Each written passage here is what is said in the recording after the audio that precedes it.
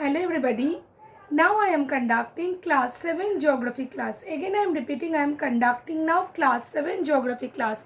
Last day we have learned from chapter number 7. We are learning from which topic about the political divisions and especially the physiographic divisions of India. Already we have done up to the first part, that is the northern mountains. Today we will start from the northern plains. Okay, so northern mountains, I think you have learned because I have given you the pictures of the pages. I think you have got ready from that pages. Today we will learn from this new topic, that is northern plain. Which are the northern plain, or how are the northern plain formed? Generally, just very common thing, northern mountainous region. As the northern mountainous region, that means from the mountainous glaciers, so many rivers are formed. As the rivers like Ganga, Brahmaputra.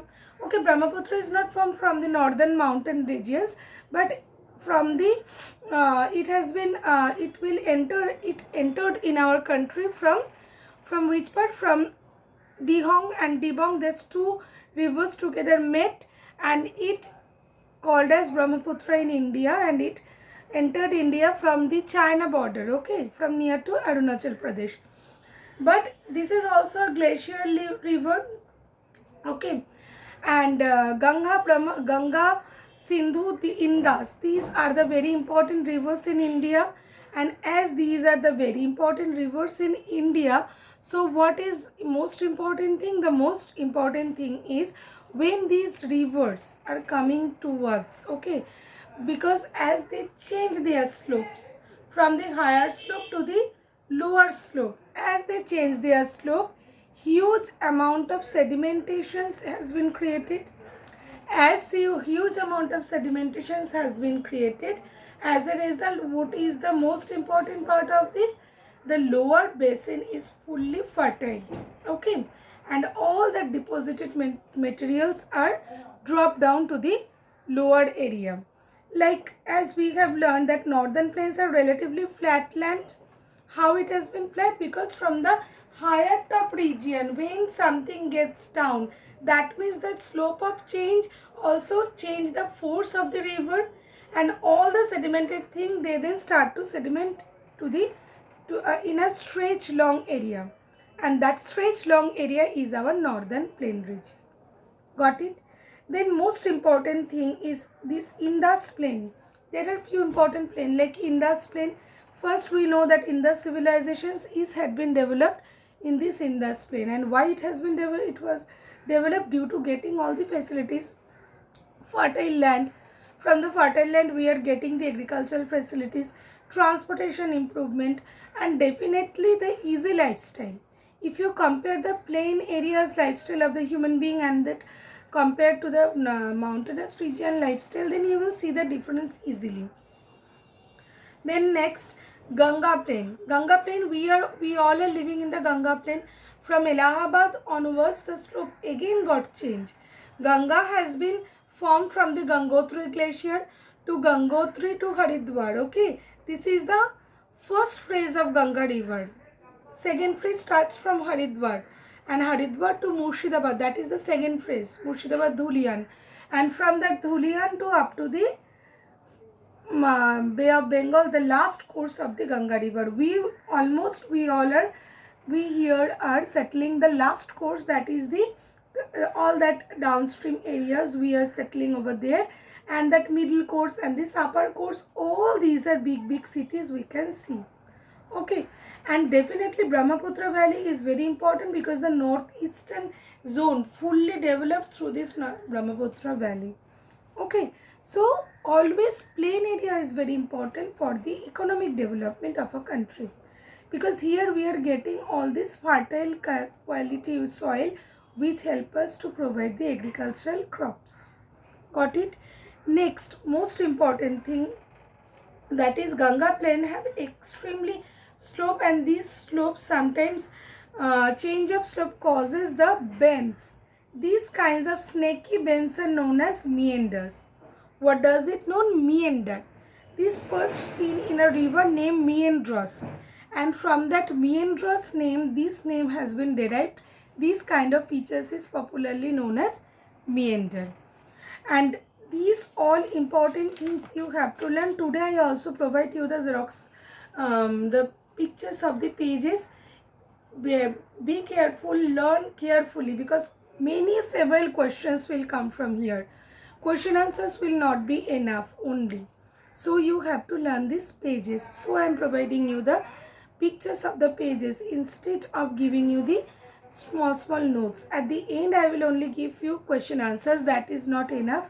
So learn these pages also. Okay. Now next part, that is Peninsular India. Which is known as the Peninsular India? The triangle shaped portion of Indian map. Okay. That is the peninsular part of India. So the plateau from the most stable and oldest part of the country and consists of ancient igneous and metamorphic rock. Yes, we all know how this area formed. This region is popularly known as Deccan Trap also, the northwestern part. Why? Because it has been known that fissure eruption, we have learned last year about this volcanicity, and one type of eruption is known as fissure eruption, where without explosion continuously magmas will come out. Our South Indian triangle almost area formed like that. How it has been formed? Slowly the magmas are coming out, and year after year after year, like crores and crores of years, it takes time to cool. It takes time to spread the long stretch zone, and that spreaded long stretch zone is popularly known as Deccan Trap. Trap is a Swedish word. It means staircases. Like a staircases, this long stretched area has been created, so this area is known as Deccan Trap. And we see that this, especially this area is marked by this Malwa Plateau. Northwest side is known as Malwa Plateau. Deccan Plateau is the south position. Vindhya range from the boundary between these two plateaux. The Chotanagpur Plateau marks the eastern limit of this area. Chotanagpur is the eastern limit. Okay. And the Aravalli range, which is the oldest mountain, western limit of the Malwa Plateau. That means West Aravalli range, East Chotanagpur Plateau, and these long stretched lower area is known as the what? Yes, this is known as the Peninsular India. Here we are getting many many important things. First of all, I want to discuss about the Western Ghats and Eastern Ghats. Eastern Ghat, we can see the eastern part of the India, and Western Ghat we can see the western part of the India. Eastern Ghats are quite interrupted many times, okay, due to the course of the river. But Western Ghat is a long stretched mountain. It's not has been interrupted even. And most important thing is the important ranges like the hill ranges like the Shahadri in the north and the Nilgiri, Anaimalai, Cardamom Hills in the south. Anaimudi in Anaimalai Hills is the highest peak of the in the Western Ghat. Which is the highest peak of Western Ghat? Anaimudi. From which mountain we are getting this peak? Anaimalai. Anaimalai mountains, Anaimudi is the highest peak of the Western Ghat range. So Eastern Ghat is also very important, and this Eastern and Western Ghat is separated by the Nilgiri Hills. Okay, which hill? Nilgiri. This Nilgiri Hills lies in between the Eastern and Western Ghat, and it separates these two mountain range. This is also popularly called as Blue Mountain. Nilgiri. Nil means in Bengali, Nil in English it means blue. Okay, and Giri means mountain. So this is very important thing, and in this peninsular India also we are getting very important places, like we all know that Godavari is known popularly as South Ganga, Ganga of the South, okay, or the south of the Ganga, which is known as the South Ganga, that is Godavari. Somewhere we are getting also the name of the Kaveri, but it is popularly known, Godavari is known as the largest river among all these rivers, and it is popularly known as the Dakshin Ganga. So near to Godavari, surrounding Godavari river, the huge sedimented plain you will get. Okay, If you ever visit, you can see that Godavari is much more, as the area is quite not like so much wide, due to the sedimentation the course is now very narrow, but still this is very important river in our country. Okay, even Krishna, Kaveri, Mahanadi, these rivers are also very important.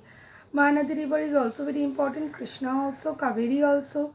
Okay, these all are the important rivers. Narmada, Tapi, these are also very important river of India, southern portion of India, and Narmada and Tapi are the west flowing river, and they are very high speed. Okay, due to that so much of high speed, we are not getting any kind of delta. Okay, in the catchment area, we are not getting any delta from Narmada and Tapi because due to the very high speed, very deep slope. So today you will learn these two divisions. One is Northern Mountain, another one is Peninsular India. I am providing you the book pages. Learn from there carefully and note down small question answers. Okay. If you have any doubt, text me or mail me at dpsjhelpdesk@gmail.com. So stay tuned. Bye bye and wait for the next class.